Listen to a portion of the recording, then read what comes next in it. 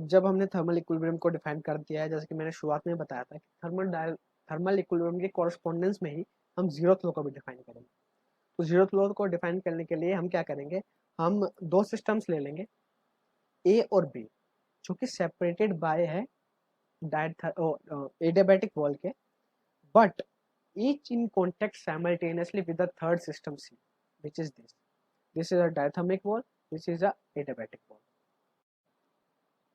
अब एक्सपेरिमेंट से हमें पता क्या चला कि जो हमने अपैरेटस अरेंज किया है उसमें क्या हो रहा है, ए और सी जो है कनेक्टेड है डायथर्मिक वॉल से, और बी और सी भी जो है कनेक्टेड डायथर्मिक वॉल से। तो हमने जो पहले अपना डिस्कशन किया था, डायथर्मिक वॉल से कनेक्टेड अगर दो सिस्टम्स होते हैं तो वो दोनों कुछ समय बाद स्पॉन्टेनियसली अपने आप ही थर्मल इक्विलिब्रियम में आ जाते हैं। तो ए और सी के साथ भी यही होगा, बी और सी के साथ भी यही होगा। तो इसका मतलब क्या होगा, ए और सी की कुछ रिस्ट्रिक्टेड वैल्यूज पर इन दोनों का हम इक्विलिब्रियम डिफाइन कर सकते हैं। बी और सी के लिए भी यही सेम होगा कि कुछ रिस्ट्रिक्टेड वैल्यूज ऑफ कोऑर्डिनेट्स पर हम इन दोनों सिस्टम्स का इक्विलिब्रियम डिफाइन कर सकते हैं। अब आगे क्या देखते हैं हम कि इसके लिए तो हमने कह दिया कि हाँ भाई ए और सी जो है थर्मल इक्विलिब्रियम में है, बी और सी भी थर्मल इक्विलिब्रियम में।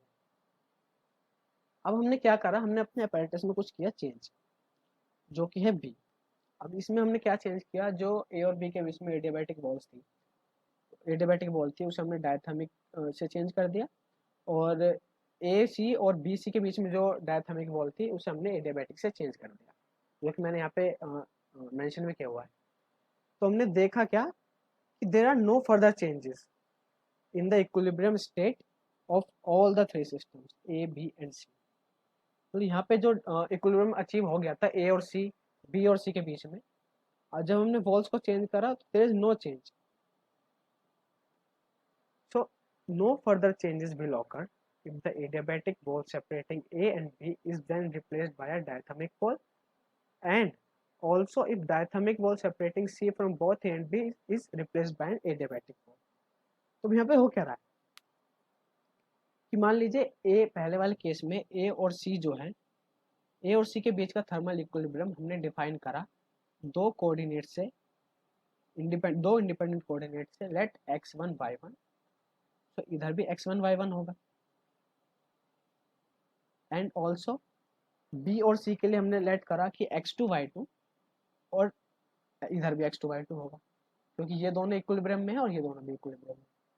अब जब हमने चेंज करा इधर, तो हमने देखा कि x1 y1 और x2 y2 में कोई चेंज आया ही नहीं, बल्कि अगर ये दोनों अलग अलग होते, मतलब x1 y1 जो इक्विलिब्रियम स्टेट है वो अलग होता है x2 y2 से, तो ये दोनों स्पॉन्टेनियसली कुछ इनमें प्रोसेस होता, तो दोनों as a combinational system equilibrium में आ जाते, बट ऐसा हुआ नहीं। तो इसका मतलब क्या हुआ कि x1 y1 जो इक्विलिब्रियम स्टेट है, जो कि एक ही इक्विलिब्रियम को डिफाइन कर रहा है, वो इक्विवेलेंट है x2 y2 इक्विलिब्रियम स्टेट के, जो कि b के इक्विलिब्रियम को डिफाइन कर रहा है। तो इसी चीज को मैं अब दोबारा डिफाइन कर रहा हूँ कि मान लीजिए हमने सब चीज, सारे ऑपरेटर्स हटा दीजिए और खाली ए और बी को लीजिए और उसे डायथर्मिक वॉल से सेपरेट किया हुआ है, जैसे इस तरह। तो यहाँ पे जो इक्विलिब्रियम स्टेट आता है वही इक्विलिब्रियम स्टेट यहाँ पे भी वो शो कर रहा है। तो इसका मतलब क्या है, ए और बी जो है एक दूसरे के साथ इक्विलिब्रियम में है। तो इससे इन्फ्रेंस क्या निकलता है, इससे इन्फ्रेंस ये निकलता है कि ए और सी तो पहले से आपस में इक्विलिब्रियम में थे, बी और सी भी पहले से आपस में इक्विलिब्रियम में थे, और अगर हमने इसकी जगह डियाबैटिक वॉल लगा दी है तो अब इनमें तो कोई चेंजेस हो नहीं सकता, मतलब ए और सी अभी भी इक्विलिब्रियम में है, बी और सी अभी भी इक्विलिब्रियम में है। पर इन एडिशन हमने ये पता लगा कि ए और बी भी अब आपस में इक्विलिब्रियम में है। तो हम अपनी फाइनल स्टेटमेंट ये दे सकते हैं कि if two systems are in thermal equilibrium with a third, that is A is with thermal equilibrium with C and B is thermal equilibrium with C, then those two will be in thermal equilibrium with each other, that is this condition। so जो ये postulate मैंने underline किया हुआ है यहाँ, इसको हमने number दिया है जीरोथ लॉ ऑफ थर्मोडायनेमिक्स। तो फाइनली हमने जो है थर्मल इक्विलिब्रियम से जीरोथ लॉ ऑफ थर्मोडायनेमिक्स को जो है यहाँ पे डिफाइन कर दिया है। तो हमें एक जल्दी से क्विक रिवीजन कर लेते हैं कि हमने आज इस डिस्कशन में क्या क्या किया। सबसे पहले हमने देखा थर्मल इक्विलिब्रियम को कैसे डिफाइन करेंगे। तो थर्मल इक्विलिब्रियम को हमने डिफाइन करा कि thermal equilibrium is a state achieved by two or more systems which is characterized by restricted values of the coordinates of the system after they have been in communication with each other through a diathermic wall. That is कि अगर दो system किसी diathermic wall से separated है तो हम दोनों systems के इक्विलिब्रियम को एक ही सेट ऑफ इंडिपेंडेंट कोऑर्डिनेट से डिफाइन कर सकते हैं।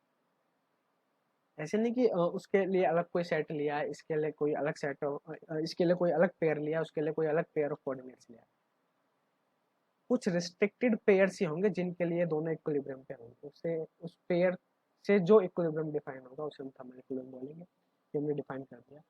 और जीरोथ लॉ के लिए हमने स्टेटमेंट दी थी कि अगर कोई सिस्टम, दो सिस्टम्स ए और सी आपस में थर्मल इक्विलिब्रियम में है, बी और सी आपस में थर्मल इक्विलिब्रियम में है, तो ए और बी भी आपस में थर्मल इक्विलिब्रियम में होंगे। तो इसी के साथ हम अपना ये इस लेक्चर का डिस्कशन एंड करते हैं। तो होप कि आपको जो डिस्कशन है वो अच्छा लगा होगा। इसके डिस्कशन की जो नोट्स हैं पूरे वो इस ड्राइव लिंक पे आपको मिल जाएंगे, और आप अपना फीडबैक भी दे सकते हैं मेरी ईमेल आईडी पे, और सजेशंस भी कि इसमें मुझे क्या इम्प्रूव करना चाहिए। So thank you for listening.